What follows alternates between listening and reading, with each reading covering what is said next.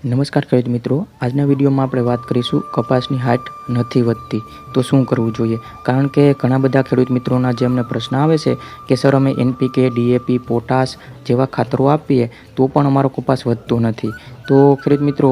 આપણે આજે એના વિશે વાત કરીશું કે તેમના કારણો શું હોય છે, તેમના ઉપાય શું છે અને ખેડૂત મિત્રો શું ભૂલ કરતા હોય તેના વિશે આજે વાત કરીશું। તો વિડીયોના અંત સુધી બન્યા રહેજો અને અમારી ચેનલ ઉપર તમે નવા આવ્યા હોય તો ચેનલને પણ સબસ્ક્રાઈબ કરી રાખજો। તો ખેડૂત મિત્રો, જે આપણે NPK, DAP, પોટાશ જેવા ખાતરો આપતા હોય તો પણ આપણો કપાસ વધતો ના હોય તો તેમના કારણ શું હોય? તો મુખ્યત્વે જે આપણી જમીન હોય તેમાં નમી રહેતી હોય છે, એટલે કે વરસાદનું પાણી ભરાતું હોય અથવા તો વધારે પૂરતો વરસાદ રહેતો હોય